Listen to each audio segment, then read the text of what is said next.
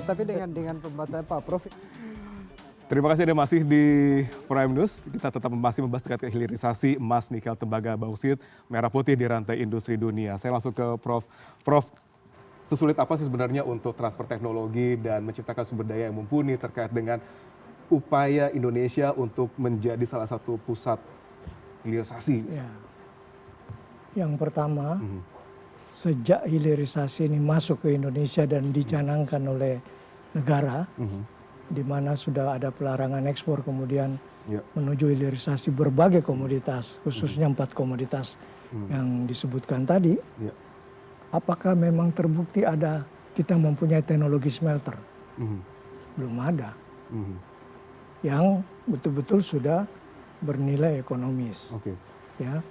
Tetapi saya melihat upaya-upaya dari pemerintah melalui perguruan tinggi maupun lembaga-lembaga penelitian, misalnya BRIN dan sebagainya, itu sudah ada upaya-upaya, tetapi mungkin baru sampai kepada pilot project.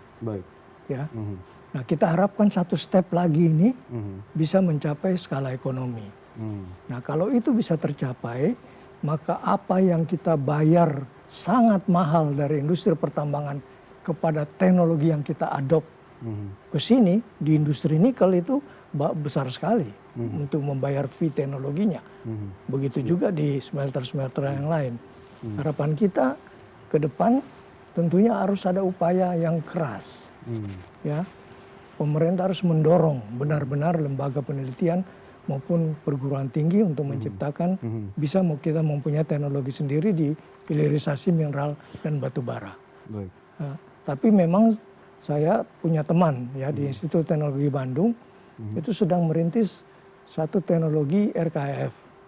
Ya, walaupun RKEF ini sudah luar biasa majunya dari Cina ya. Nah, jadi tapi bagaimanapun upaya kecil apapun harus kita hargai. Dan mudah-mudahan nanti katakanlah BRIN nanti berhasil menciptakan teknologi itu. Nah, perkembangan lain yang saya dapatkan dari BIM, Badan Industri Mineral, ya saya bertemu dengan kepalanya, yaitu Menteri Dikti dan Saintek, ya Pak Brian, itu sedang melakukan satu pilot project untuk hilirisasi dari smelter dalam bidang untuk hilirisasi logam tanah jarang, ya. Nah, ini kan juga kita harapkan mudah-mudahan berhasil. Baik, kita sekarang masuk ke ujung dari dialog kita bahwa kira-kira faktor yang paling menentukan bahwa kita akan berhasil hilirisasi Indonesia ini dan menjadi salah satu pemain key player di ekosistem dunia akan seperti apa? Saya langsung ke Pak Hari terlebih dahulu. Gimana Pak? Apa yang menjadi faktor kira-kira yang membuat Indonesia nanti akan berhasil dalam proyek hilirisasinya dan menjadi salah satu key player yang cukup diunggulkan itu di peta ekosistem tambang dunia? Kembali kepada fakta tadi bahwa baru 20%, 25% untuk tembaga katoda itu yang diserap Indonesia, manfaatkan dan diserap di dalam negeri. Artinya dari sisi logam murni katoda tembaga perlu dicari lebih lanjut potensi-potensi investasi atau kerjasama yang harus dilakukan di Indonesia untuk kemudian tembaga katoda ini bisa diindustrialisasi lebih lanjut.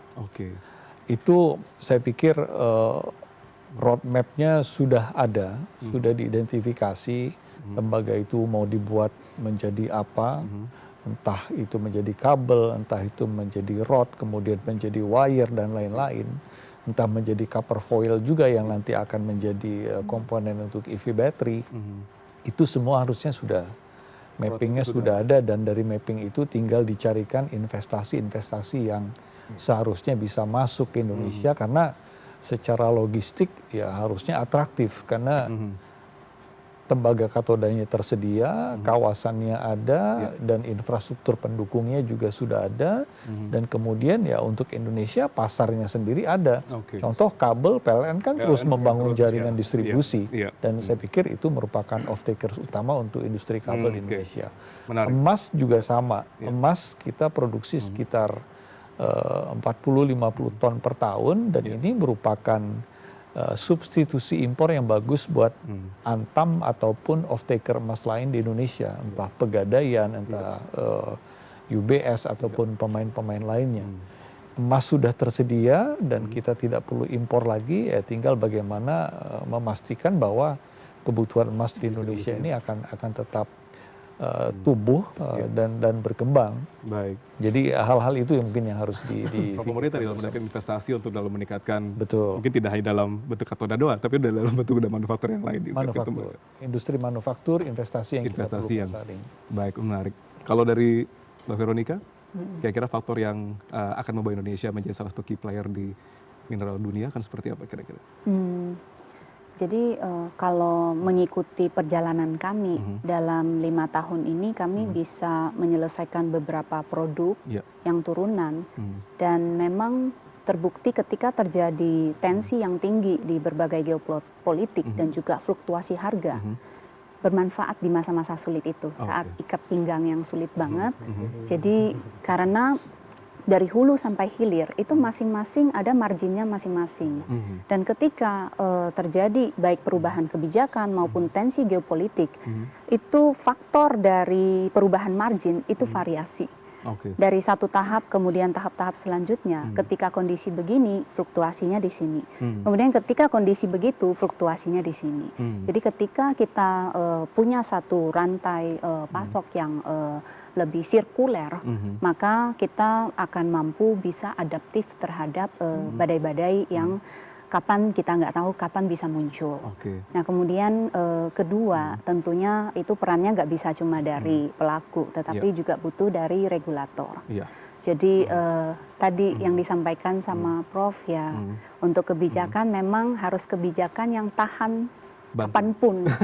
Jadi di setiap saat itu memang, tapi kan nggak mungkin absolut ya. Jadi memang mau nggak mau ada saat tertentu itu kebijakannya seperti begini. Kemudian saat tertentu maka harus begini. Tapi fleksibel bukan berarti tidak konsisten, ya. Konsisten tetap perlu. Jadi fleksibel itu harus terukur. Tidak boleh fleksibel yang tidak terukur. Mungkin seperti itu. Regulator, Pak, pemerintah daerah seperti apa? Jadi ada 3, Pak. Ada ekosistem sumber daya alam, ada ekosistem industri hilirisasi, dan ada ekosistem sosial, ekonomi manusia. 3 ini nggak bisa pisah. 3 ini harus menjadi suatu cycle yang tidak bisa putus. Kalau salah satunya sistem itu terganggu, maka 3 sistemnya akan terganggu. Dan yang utamanya adalah di ekosistem hilirisasi. Nah kalau tekanan global, tekanan politik di level nasional, itu akan terjadi, maka itu terganggu, dan di 2 ekosistem sumber daya alam. Sudah melihat bahwa sudah ada kebijakan yang fleksibel namun terukur dan terarah ya. Jadi itu memang peran pemerintah daerah jauh lebih berat. Karena menjaga 3 ekosistem ini harus berjalan secara normatif. Saya kira itu. Menarik sekali. Terakhir Pak Bungkas dari Prof, gimana Prof? Apa faktor yang paling menentukan keberhasilan hilirisasi Indonesia? Kita sudah punya modal yang besar, itu yang pertama. Bahwa kurang lebih 10 komoditas mineral dan batu bara itu masuk dalam 10 besar dunia, baik itu dari segi cadangan maupun dari segi produksi. Ini menjadi modal yang sangat penting. Yang kedua, Indonesia punya peluang nyata menjadi pemain dalam industri mineral global dengan modal tadi. Karena apa? Selain daripada cadangan dan produksi, kita sudah lari ke hilirisasi walaupun dengan produk antara. Ya, yang kebanyakan, masih kebanyakan. Sambil pelan-pelan menuju kepada manufacturing. Ya, lebih hilir lagi. Jadi peluangnya terbuka lebar. Kita menjadi pusat global industri mineral di dunia. Ya, apalagi kalau kita lihat Amerika itu mau membuat perjanjian kerjasama tentang mineral kritis dengan Indonesia. Begitu juga Eropa. juga pengen melakukan kerjasama. Ya. Tapi sekali lagi, hal ini bisa terwujud kalau kita betul-betul menjaga, ya menjaga arwah daripada mineral dan batu bara kita, ya supaya bisa benar-benar sekali lagi untuk national interest.